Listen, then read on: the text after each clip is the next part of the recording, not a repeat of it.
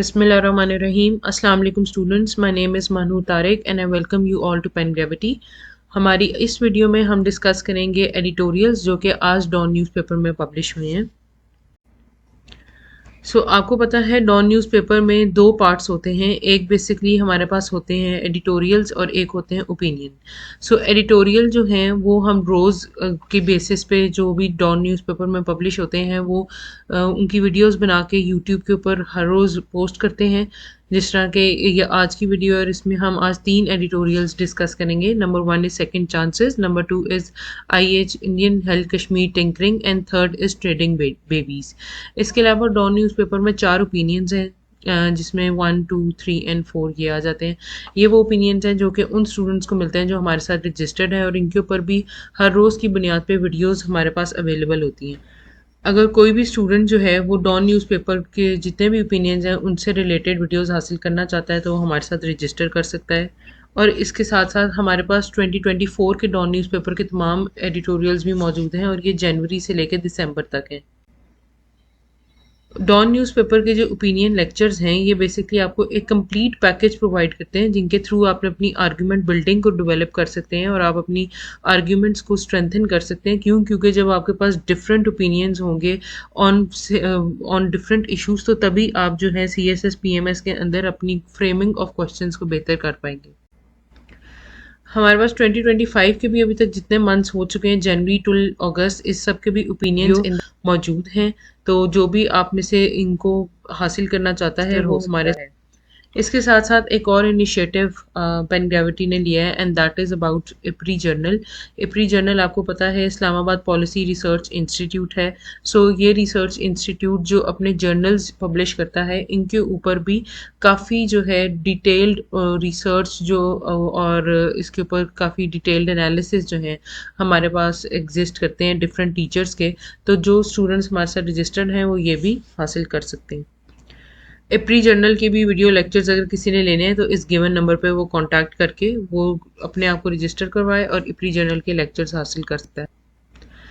अब ये सारी चीज़ें क्यों ज़रूरी हैं? डॉन न्यूज़पेपर के ओपिनियंस हो गए या इप्री जर्नल हो गए और हमारा भी एक और इनिशिएटिव जो आ रहा है फॉरेन पॉलिसी मैगजीन का, क्योंकि इन सब के ज़रिए आपकी क्रिटिकल अप्रोच डेवलपमेंट होती है, आर्ग्यूमेंट बिल्डिंग आप सीखते हैं। आपको ये पता चलता है कि किस तरह से आप जो डिफरेंट क्वेश्चंस हैं CSS PMS के उनको आंसर किस तरह से आप करेंगे। क्योंकि आपको पता है कि ये एक ऐसा पेपर है, इसकी नौयत ऐसी है कि उसका कोई आपको श्योर एंड शॉर्ट नहीं बता सकता कि यही क्वेश्चन पेपर में आएगा। क्वेश्चन की थीम तो आप कोई गेस कर सकता है लेकिन एग्जैक्ट क्वेश्चन गेस नहीं कर सकता।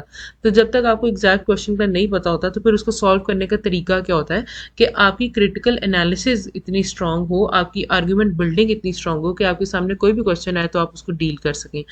ये सारी वीडियोस और ये हमारे जो डिफरेंट फॉरेन पॉलिसी मैगजीन होगी या इप्री जर्नल हो गया या डॉन न्यूज़पेपर के ओपिनियन हो गए, इनके ऊपर वीडियोस बनाने का और इस इनिशिएटिव का सारा मकसद ये है कि हम क्रिटिकल अप्रोच डेवलपमेंट कर सकें स्टूडेंट्स में। Moving on, we have another initiative that is about essay writing practice. You know very well कि CSS and PMS is nothing without practice। क्योंकि ये एक रिटन एग्ज़ाम है, ये कोई आपका ओरल एग्ज़ाम नहीं है और रिटन एग्ज़ाम को आप एज तभी कर सकते हैं जब आप बहुत अच्छी से उसकी प्रैक्टिस करें। इसका सबसे फेटल पेपर दोनों एग्ज़ाम्स का ऐसे का पेपर होता है और ऐसे आप तभी सीख सकते हैं जब आप इसको लिखें। तो जितना ज़्यादा से ज़्यादा आप इसको लिखेंगे उतना ही आप इसमें बेहतर परफॉर्म करेंगे। Essay writing practice registration is also going on and this is another initiative of Pen Gravity जिसमें आपके जो स्टूडेंट्स हैं उनके एसेस को चेक करके उन तक वीडियो फॉर्म में उनका एवेल्युएशन प्रोवाइड किया जाता है। स्टूडेंट ने रजिस्टर करना है तो वो हमारे गिवन नंबर पे फोकल पर्सन से कांटेक्ट करके रजिस्टर कर सकता है। Now we will move towards the editorials. हमारा आज का फर्स्ट एडिटोरियल है सेकंड चांसेस के ऊपर और इसके अंदर किस चीज़ के बारे में बात हो रही है। जिस तरह आजकल बहुत ज़्यादा न्यूज़ में वायरल है और इन है कि जो बैरिया टाउन है उसके जो चेयरमैन हैं मलिक रियाज साहब, उनका एक ट्वीट आता है और उनका एक बयान आता है जिसमें वो बताते हैं कि हम अपनी तमाम एक्टिविटीज़ को जो है वो बंद कर रहे हैं। तो इसकी वजह से जो कि रेजिडेंट्स हैं और बैरिया टाउन उनमें तो एक बहुत हद तक तजब्जुब पाया जाता है, लेकिन इसके अलावा भी पूरे कंट्री के अंदर ये एक अलार्मिंग सिचुएशन की तरह ये चीज़ फैली कि किस तरह से ये जो एक बिजनेस टाइकून कंसिडर किए जाते थे उनके साथ अब क्या हुआ है और क्या हो रहा है। हम इसको डिस्कस करते हैं क्योंकि ये आजकल बहुत ज़्यादा न्यूज़ में इन है। सो अभी क्या हो रहा है कि बैरिया टाउन आपको पता है कि ये एक ऐसे बिजनेस टाइकून का प्रोजेक्ट है जो कि इन द पास्ट उनको एक अनटचेबल कंसिडर किया जाता था। क्यों अनटचेबल कंसिडर किया जाता था? Because Malik Riaz was very powerful. उनके जो भी कोई भी आपको पता है मीडिया में भी उनके खिलाफ कोई बात नहीं की जाती थी और सारे पॉलिटिशियंस जो हैं उनका भी उनके साथ गुड टर्म्स ही रहे हैं। तो कभी भी उनको कुछ भी ना तो उनके किसी एक्शन पे कहा जाता था। जो जुडिशरी हम देखते थे उनका भी एक कोल्ड एक उनका सॉफ्ट टच था टुवर्ड्स मलिक रियाज। और जब भी बहरिया टाउन या मलिक रियाज से रिलेटेड कोई केस होता था तो हम देखते थे वो किसी ना किसी तरह से सेटलमेंट में रिजल्ट कर जाता था। लेकिन this is for the first time in country के उनको जो है बहुत स्ट्रिक्ट एक्शन फेस करना पड़ रहा है। और इस स्ट्रिक्ट एक्शन को फेस करने के पॉलिटिकल कॉजेज़ भी हैं जो कि हम आगे डिस्कस करेंगे। अब होता है क्या है जी कि उनकी जो प्रॉपर्टी है उसका जो गवर्नमेंट है वो कहती है हम इसकी ऑक्शन करेंगे। और ये पर्टिकुलरली जो नैब का इदारा है वो इसको कहता है कि हम ऑक्शन करेंगे। तो इसके ऊपर जो है बैरिया टाउन का उन्होंने कहा कि मलिक रियाज साहब ने कि नियर शट डाउन होने वाला है, यानी it is going to shut down. हम इस चीज़ के बहुत करीब हैं कि जो बैरिया टाउन है वो तमाम अपनी सर्विसेज और एक्टिविटीज़ को बंद कर देगा। और क्यों कर देगा? क्योंकि इस गवर्नमेंट का फॉर द फर्स्ट टाइम बहुत सिवियर अटैक और क्रैकडाउन है अगेंस्ट मलिक रियाज और उनके बहरिया टाउन के। इसके ऊपर मलिक रियाज साहब ने क्या कहा कि वो चाहते हैं कि कोई डिग्निफाइड सोल्यूशन हो और वो डिग्निफाइड सोल्यूशन थ्रू आर्बिट्रेशन है। अब आर्बिट्रेशन क्या होती है? सबसे पहले तो इसको अंडरस्टैंड करें। आर्बिट्रेशन जिस तरह आप लोग ने अक्सर पढ़ा होगा कि एक बहुत ज़्यादा टर्म यूज़ होती है और जिन स्टूडेंट्स का तो लॉ का बैकग्राउंड है उनको बिल्कुल पता होगा, एडीआर की, alternative dispute resolution. Alternative dispute resolution होता है कि जिस तरह एक आपका कोई भी डिस्प्यूट को या प्रॉब्लम को सॉल्व करने का तरीका तो है कि कोर्ट में केस चला जाए। तो इस तरीके की ये होता है जी जो normal system of dispute resolution है। लेकिन इससे जो ऑल्टरनेट है, यानी आप कोर्ट का रास्ता इख्तियार ना करें, आप एक सालिसी का रास्ता इख्तियार करें या मुफाहमती जो है सालिस का वो करें कि जिसमें आप निगोसिएशन के थ्रू, आप किसी सेटलमेंट के थ्रू किसी सोल्यूशन को रीच करें। तो इसके बहुत सारी फॉर्म्स हो सकती हैं। इसमें आ जाती है फैसिलिटेशन, कंसिलिएशन, निगोसिएशन, आर्बिट्रेशन। तो इसमें क्या होता है कि एक थर्ड पार्टी होती है और न्यूट्रल पार्टी होती है वो, और उस पर दोनों पार्टीज अपने जो डिस्प्यूट को लेकर जाती हैं और वो फिर आपके सारा मसला सुनता है और उसके बाद फिर वो आपको इसका सोल्यूशन निकाल के देता है। और वो ऐसा सोल्यूशन होता है जिस पे दोनों पार्टीज एग्री करती हैं। तो इस सोल्यूशन को जब एक आर्बिट्रेटर कर रहा होगा और arbitrator at the end of arbitration एक अवार्ड देगा और वो अवार्ड बाइंडिंग होगा, यानी कि जो भी फैसला वो देगा वो आपको फॉलो करना पड़ेगा। तो इस सारे प्रोसेस को हम आर्बिट्रेशन कहते हैं। तो मलिक रियाज साहब ने क्या कहा? उन्होंने कहा कि इस सारी सोल्यूशन का या इस सारे इशू का एक डिग्निफाइड सोल्यूशन होना चाहिए और वो हम आर्बिट्रेशन के थ्रू अचीव कर सकते हैं। और उन्होंने कहा कि जो भी फैसला होगा आर्बिट्रेशन का उससे मैं फुली कंप्लाई करूंगा, यानी मैं बिल्कुल उसको मानूंगा और मेरे ऊपर जितनी भी लाइबिलिटीज़ आएंगी, यानी मेरे पे जितनी भी रिस्पॉन्सिबिलिटी आएगी कि मुझे ये सम पे करनी है, I will fully assure that. तो ये बेसिकली उन्होंने अपनी तरफ से एक ऑफर दी गवर्नमेंट को। अब उनके ऊपर क्या था कि जी statements included claims of national contributions and complaint against companies history of controversy and impunity. अब उनके ऊपर जो क्लेम्स हैं वो क्या है कि इम्प्यूनिटी जो नेशनल किसी भी चीज की उन्होंने सजा ना मिलना या छोड़ दिया जाए, और उनकी जो कंपनी है उसके ऊपर बहुत ज्यादा फाइनेंशियल डिस्ट्रेस आ रहा है। इसकी वजह से कंट्रोवर्शियल हैसियत रही है क्योंकि उनके बारे में काफी ये बात की जाती है कि इन्होंने जो भी प्रोजेक्ट्स वगैरह बनाए हैं ये उन लोगों की जमीन पे बनाए हैं जिनको इन्होंने फोर्सफुली एक्वायर किया था। और फिर वो लोग जब गवर्नमेंट के या कोर्ट्स में जाते हैं मलिक रियाज के खिलाफ कोई भी केस करने में, तो उनको हमेशा छूट मिल जाती है मलिक रियाज को। तो ये उनकी एक हिस्ट्री रही है किस तरह से कि Bahria town known for aggressively expansionist real estate practices, यानी एक्सपेंशनिस्ट क्या होती है जिसमें आप फोर्सफुली एक्वायर करते हो प्रॉपर्टी को और फिर आप अपने प्रोजेक्ट को एक्सपैंड करते हो। Many citizens were dispossessed due to developers clout and political connections. तो जहाँ पे आपको पता है बैरिया टाउन के बारे में तो अक्सर कहा जाता है कि जहाँ पे उन लोगों की ज़मीनें थी जिनकी जो है फ्रॉम सेंचुरीज़ उनके पास ये ज़मीनें एग्जिस्ट करती थी, फ्रॉम जनरेशन्स एग्जिस्ट करती थी, यहाँ पे गांव थे, लेकिन उनको उन्होंने उन ज़मीनों से जो फोर्सफुली है उसको एक्वायर किया है, लोगों को उनकी ज़मीनों से निकाला है और कोई भी उनके खिलाफ एक्शन इसलिए नहीं हुआ क्योंकि उनके गवर्नमेंट में बहुत स्ट्रॉन्ग कनेक्शंस होते थे। और सुप्रीम कोर्ट ने भी बेसिकली उनको इस बात में अकाउंटेबल करने के लिए जो है हमने देखा है कि स्ट्रगल किया है, या आप कह लें वो रिलक्टेंट रही है। क्यों? क्योंकि बहरिया टाउन कराची का एक प्रोजेक्ट था जो कि कराची में जब बहरिया टाउन बन रहा था, तो उसके ऊपर जब केसेस वगैरह आए तो सुप्रीम कोर्ट ने भी उनके ऊपर डायरेक्टली कोई डिसीजन नहीं दिया और अल्टीमेटली सिचुएशन जो है वो एक सेटलमेंट की तरफ चली गई। Company allegedly benefited from government corruption and institutional convents, यानी कि जो बहरिया टाउन है या मलिक रियाज है वो बेसिकली किस चीज़ से फ़ायदा उठाते रहे हैं हमेशा से, कि जो गवर्नमेंट की करप्शन है, क्योंकि जो भी गवर्नमेंट होती है वो उसको सपोर्ट करते हैं मैसिवली, और फिर इन रिजल्ट वो गवर्नमेंट से भी उसी तरह का सपोर्ट हासिल करते हैं। और ये जो इंस्टीट्यूशनल इम्बैलेंस या प्रॉब्लम है पाकिस्तान में, तो उसकी वजह से भी उनको बहुत फ़ायदा हुआ है और लोगों को तो नुकसान हुआ जिनको डिस्पोजेस किया, लेकिन मलिक रियाज के खिलाफ कभी भी हमने पास्ट में कोई एक्शन नहीं देखा। The supreme court settlement and it's aftermath, तो जिस तरह मैंने आपको बताया था कि बहरिया टाउन कराची का जो केस था वो सेटलमेंट में रिजल्ट कर गया था। किस तरह से? क्योंकि बहरिया टाउन कराची ने कहा था कि हम 460 बिलियन की ऑफर करते हैं और इसकी बदले में हमारे ऊपर जो नैब केसेस हैं उनको ख़त्म कर दिया जाए। तो सुप्रीम कोर्ट ने ये ऑफ़र कबूल कर ली थी।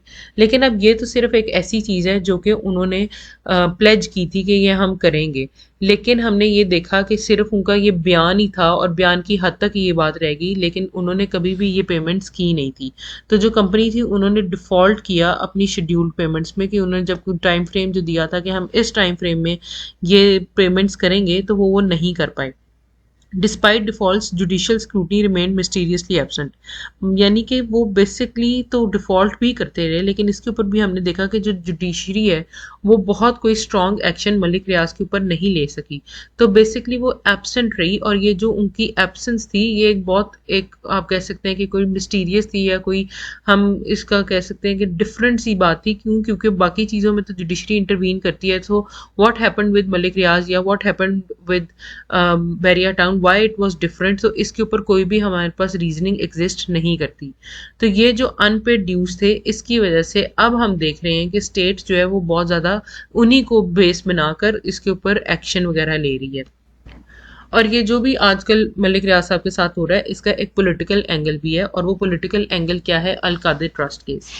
अब ये अल कादिर ट्रस्ट केस वही केस है जिसमें इमरान खान और उनकी वाइफ जो हैं बुशरा बीबी, उन दोनों को भी कन्विक्ट किया गया है बाय द कोर्ट। और इसमें क्योंकि मलिक रियाज साहब ने इमरान खान को सपोर्ट की है केस में, तो इसलिए हम देख रहे हैं कि अब गवर्नमेंट एक्शन या जो इस्टेब्लिशमेंट का एक्शन है वो मलिक रियाज की तरफ बहुत स्ट्रॉन्ग है। And this is unprecedented because this is first time in the history के हम देख रहे हैं मलिक रियाज के खिलाफ इस तरह का एक्शन लिया जा रहा है। अब अल कादिर ट्रस्ट केस क्या था कि जी यूके की जो नेशनल क्राइम एजेंसी थी उसने कुछ एसेट्स को सीज किया था, और वो एसेट्स थे तकरीबन कोई 190 मिलियन पाउंड के।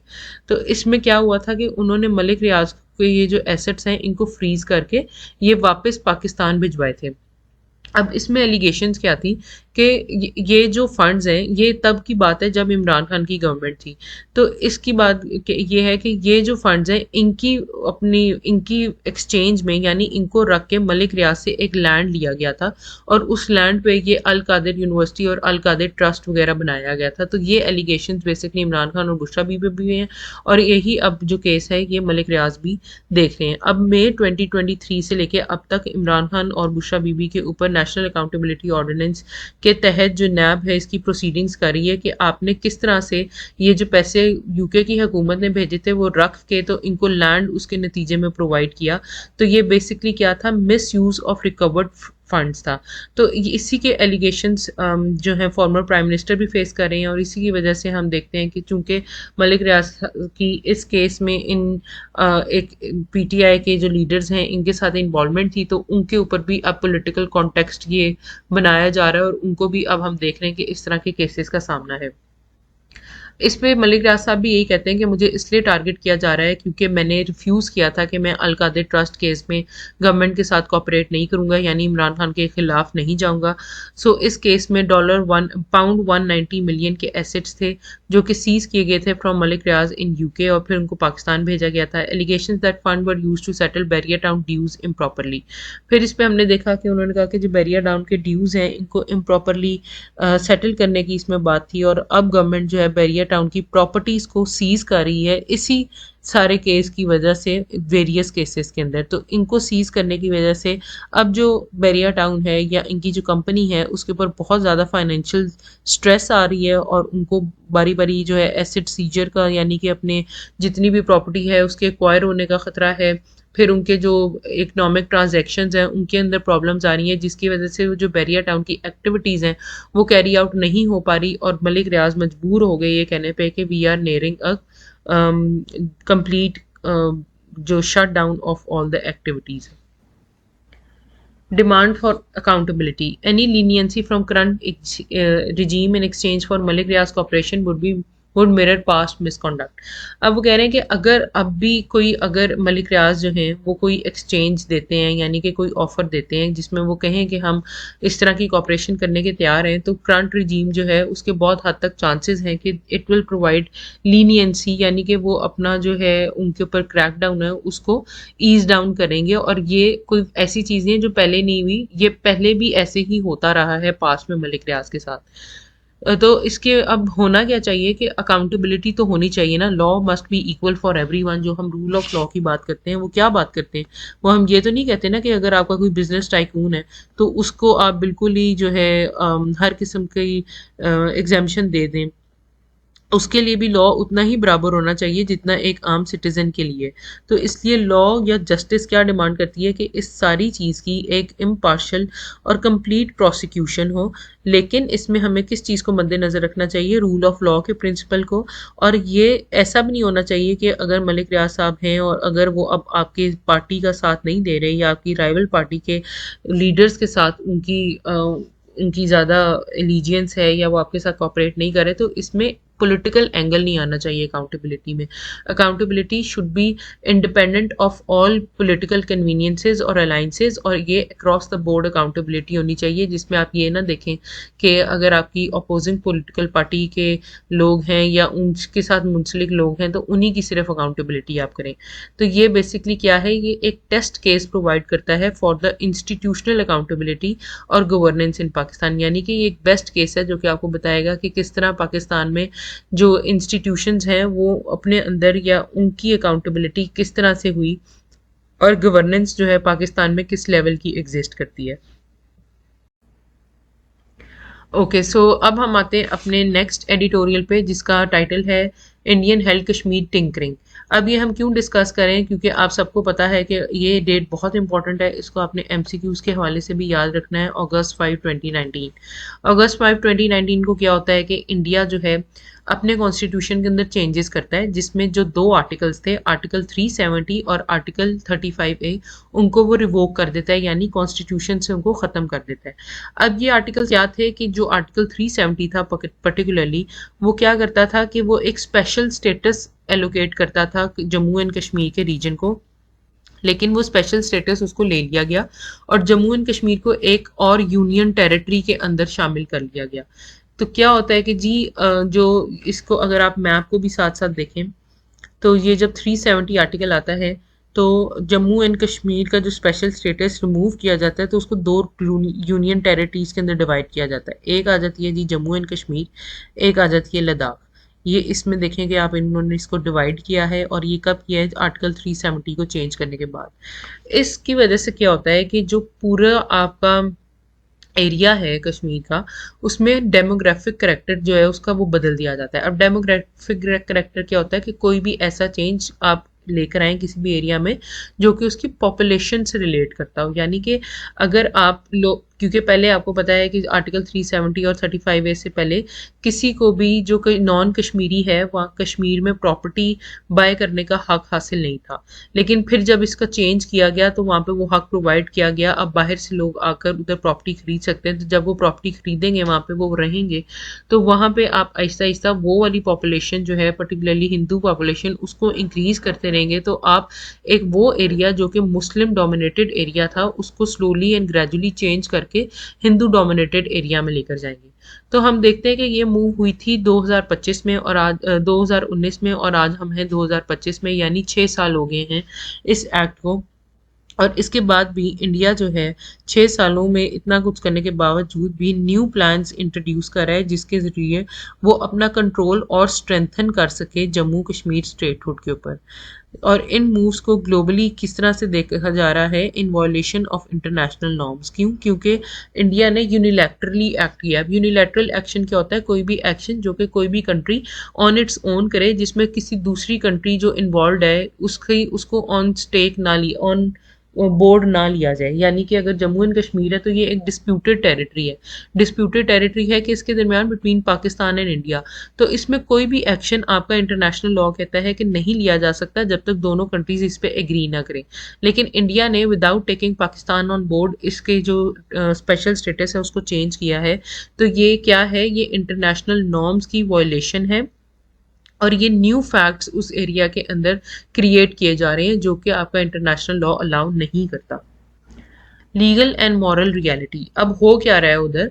इंडिया की इंटरनल रील शफलिंग के बावजूद भी जो है इंडिया ने इसका स्पेशल स्टेटस चेंज भी बेशक कर लिया हो, लेकिन इस फैक्ट को डिनाई नहीं किया जा सकता कि कश्मीर वॉज एंड इज क्या है जी? Disputed territory. वो डिस्प्यूटेड टेरिटरी पहले भी था और अब भी। और इस बात को कौन हमें जस्टिफाई करता है? यूएन की जितनी भी रेजोल्यूशंस है, यानी यूएन के अंदर या इंटरनेशनल कम्युनिटी में कश्मीर का स्टेटस चेंज नहीं हुआ। इसी तरह हम देखते हैं कि जी इंटरनेशनल लॉ और यूएन की जो जितनी भी रेजोल्यूशन है वो क्या प्रोवाइड करती हैं? कश्मीरीज को right of self determination. Right of self determination क्या होता है?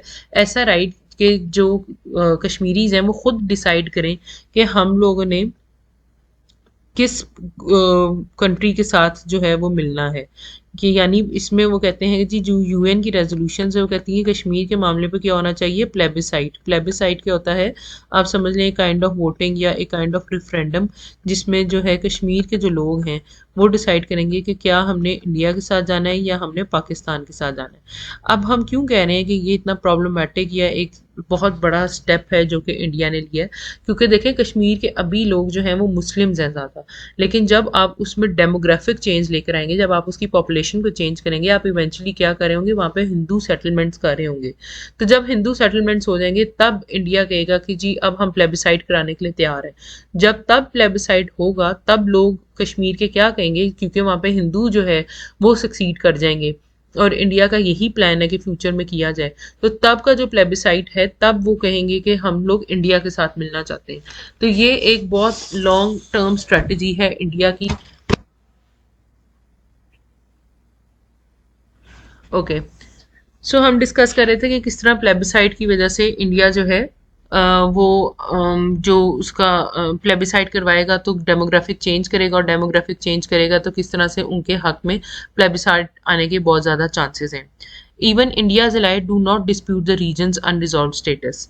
अब इसमें क्या है कि जी ना सिर्फ ये कि इंटरनेशनल कम्युनिटी इस बात को नहीं मानती कि जो कश्मीर है वो एक डिस्प्यूटेड टेरिटरी है, बल्कि इंडिया के जो अपने एलाइज हैं, यानी उसकी जो ऐसे कंट्रीज जो कि उसको अपने पार्टी कंसिडर करते हैं या उनके ग्रुपिंग में है या उनसे नियर है या उनके साथ फ्रेंडली रिलेशन है, वो भी इस बात को मानते हैं कि कश्मीर जो है वो डिस्प्यूटेड रीजन था और अभी भी कश्मीर जो है वो डिस्प्यूटेड रीजन है। अगर कोई भी एडमिनिस्ट्रेटिव चेंज यहाँ पे कर लिया गया है तो इसका ये हरगिज़ मतलब नहीं है कि कश्मीर के लीगल स्टेटस के अंदर कोई चेंज आ गया। लीगल स्टेटस अभी भी कश्मीर का वो ही है। Demographic engineering and operation.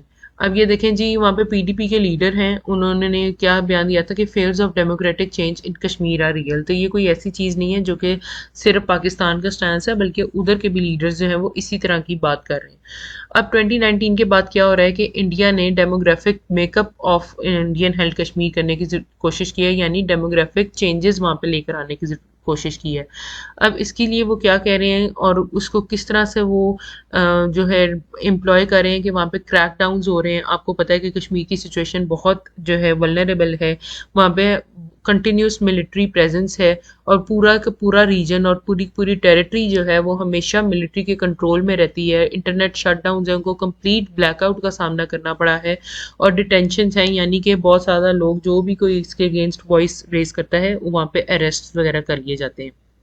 इसके साथ साथ जो कश्मीर की असेंबली है जो उनका काम क्या है कि उन्होंने लॉज बनाने यानी लेजिस्लेशन करनी है, तो उस लेजिस्लेशन पावर को भी कम कर दिया गया है और जो लोकल रिप्रेजेंटेशन है यानी कश्मीरियों की रिप्रेजेंटेशन इन द असेंबली उसको भी सिर्फ सिंबॉलिक कर दिया गया है, यानी बहुत हद तक उसको कम कर दिया गया है। इस सप्रेशन के बावजूद अभी भी हम देखते हैं कि इतने सालों से भी वो टेरिटरी अगर इंडिया के कंट्रोल में है तो रेजिस्टेंस वहाँ पे अभी भी एग्जिस्ट करती है और वहाँ पे there are still people who advocate for freedom, और वो अभी भी बात करते हैं कि किस तरह से वो इस सप्रेशन के अगेंस्ट रेजिस्टेंस शो करेंगे। Domestic rejection and judicial apathy. अब हम क्या देखते हैं कि जी लोकल पार्टीज जो हैं जो कि हम देखते हैं कि इंडिया के बहुत ज़्यादा क्लोज हैं या बिल्कुल इंडियन एजेंडा फॉलो करती हैं, वो भी बेसिकली क्या कहती हैं कि कश्मीर का स्टेटस जो है उसको आप प्री जो 2019 का स्टेटस है उस पर बहाल किया जाए, यानी फुल स्टेटहुड उनको प्रोवाइड किया जाए। इसमें हम क्या चीज़ इस्टेब्लिश करने की कोशिश करें कि जो लोकल पार्टीज़ हैं वो भी इस मूव को रिजेक्ट करती हैं। इसकी वजह से क्या हमें नज़र आता है कि there exist a broad based rejection of Delhi's unconstitutional changes, यानी कि जो प्राइम मिनिस्टर मोदी के गवर्नमेंट के दौरान ये जो चेंजेस लेकर आई गई हैं ये क्या हैं, ये अनकॉन्स्टिट्यूशनल है, इनका कोई रूम एग्जिस्ट नहीं करता कॉन्स्टिट्यूशन के अंदर, इसलिए इसके ऊपर मैसिव लेवल पे या ब्रॉड बेस्ड रिजेक्शन एग्जिस्ट करती है इन मूव्स की।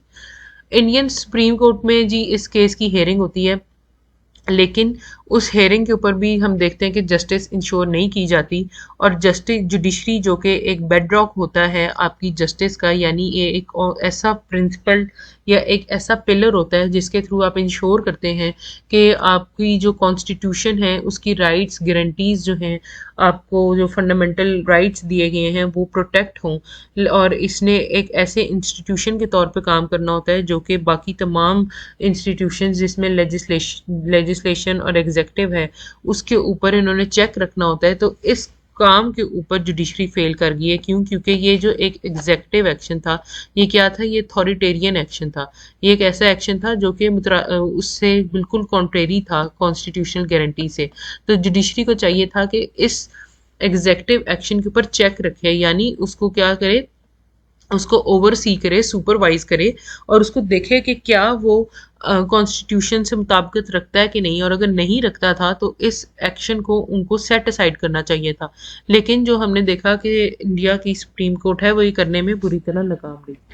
द वे फॉरवर्ड होना क्या चाहिए, कश्मीर का जी एक पॉलिटिकल सोल्यूशन होना चाहिए और वो एक ऐसा सोल्यूशन होना चाहिए that is acceptable to all the stake holders. अब इसमें स्टेक होल्डर्स कौन से आते हैं, इंडिया, पाकिस्तान और कश्मीरी लोग। जो वहाँ पे किया जा रहा है जेरी मेंडरिंग और डिसइनफ्रेंचाइजमेंट की जा रही है, इससे क्या होगा, कॉन्फ्लिक्ट को इंक्रीज किया जाएगा। अब ये दोनों कॉन्सेप्ट्स का क्या मतलब है, डिसइनफ्रेंचाइजमेंट का मतलब है कि लोगों से उनका राइट ले लिया जाए जिसके थ्रू वो वोट कर सकें या उनकी जो अपनी से है इन्फॉर्मिंग देयर गवर्नमेंट वो कम कर दी जाए।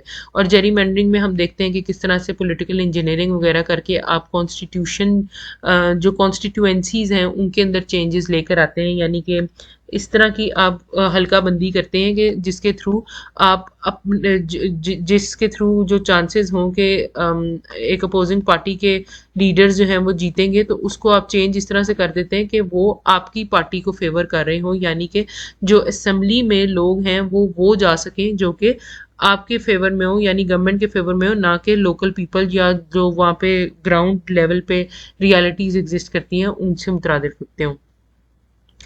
Without justice peace in Kashmir and regional stability in South Asia will remain elusive. अब आपको पता है कि साउथ एशिया जो है इसमें हम पीस तब तक नहीं लेकर आ सकेंगे जब तक जो कश्मीर का इशू सॉल्व नहीं हो जाता। और क्यों नहीं लेकर आ सकेंगे, क्योंकि साउथ एशिया एक हाईली मिलिटराइज्ड रीजन है जिसमें हम देखते हैं कि 2 न्यूक्लियर पावर कंट्रीज़ हैं।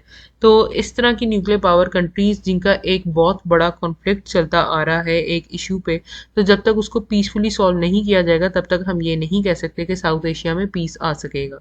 और इसके ऊपर ये 2 कंट्रीज़ अगर आपस में इस इशू को सॉल्व कर सकती होती तो अब तक कर चुकी होती। तो इसलिए क्या ज़रूरी है कि जो इंटरनेशनल या ग्लोबल लेवल पे वर्ल्ड को जो है इसके ऊपर इंश्योर करवाना चाहिए कि जितनी भी लीगल और ह्यूमैनिटेरियन कमिटमेंट्स हैं वो फुलफिल हों और कश्मीर का एक पीसफुल सोल्यूशन तलाश किया जाए। Okay, so now we will move towards our last editorial, और ये किस चीज़ के बारे में है? ट्रैफिकिंग के बारे में है, जो कि पाकिस्तान में एक बहुत रिकरेंट इशू है।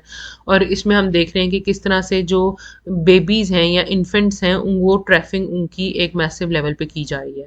सो चाइल्ड ट्रैफिकिंग जो है वो क्या है जी? Most heinous form of human exploitation है। हीनियस होती है कि सबसे बुरी, यानी कि एक बहुत कह लें आपके मैसिव है या एक बड़े स्केल के ऊपर है, एक्सप्लॉयटेशन है, जिसके थ्रू जो बच्चे हैं उनको आप क्या कंसिडर कर रहे होते हैं? उनको आप कमोडिटी कंसिडर कर रहे होते हैं। कमोडिटी क्या है? यानी कि कोई ऐसी खरीदो फरोख्त की अशिया के तौर पे उनको डील कर रहे होते हैं जिनको पैसों की एवज बेचा जा सकता है। अब जो ट्रैफिकिंग है ये कोई नई चीज़ नहीं है, ये पाकिस्तान में बहुत सालों से एग्जिस्ट करती आ रही है, और with the passage of time it is only getting worse. अब हमारे पास रिसेंटली क्या होता है कि जी जो एनजीओ है, एक होप एनजीओ, उनकी जो एक रिप्रेजेंटेटिव हैं डॉक्टर मुबीना, उनका अरेस्ट किया जाता है। और किस तरह से अरेस्ट किया जाता है कि एफआईए कहता है कि यूएस काउंसलेट की कंप्लेंट्स की ने एक सीरियस कंसर्न्स रेज किए हैं कि ये जो खातून हैं ये इन्वॉल्व हैं इन ट्रैफिकिंग। अब किस तरह से है जी? एफआईआर में बताया गया कि 3 अडॉप्शन केसेस इन्होंने करवाए हैं, और उन अडॉप्शन केसेस की कोई कॉरस्पॉन्डिंग रिकॉर्ड एग्जिस्ट नहीं करती। ना एग्जिस्ट करता है कि वो इन्फेंट्स कौन है, कहाँ से इनके पास आए हैं और किस सेंटर्स में इनको रिसीव हुए हैं। बस इन्होंने वो अडॉप्शंस जो हैं वो करवाई हैं, जिसके ऊपर यूएस काउंसलेट ने इनके खिलाफ कंप्लेंट्स लॉन्च की थी, और फिर अल्टीमेटली हमने देखा कि एफआईए ने उनको अरेस्ट किया है। अब ये क्यों होता है पाकिस्तान में? क्यों? क्योंकि हम देखते हैं कि पाकिस्तान का जो लीगल फ्रेमवर्क है उसके अंदर लूप होल्स एग्जिस्ट करते हैं। तो सोशल वेलफेयर डिपार्टमेंट ने कहा कि जो होप है that is not registered as Pakistani orphanage, यानी कि ये रजिस्टर्ड ही नहीं है पाकिस्तान में एज एन ऑर्फनेज, और इसके पास इस तरह की ऑप्शंस एग्जिस्ट या अथॉरिटी एग्जिस्ट नहीं करती कि जिसके थ्रू ये अडॉप्शंस करवा सके।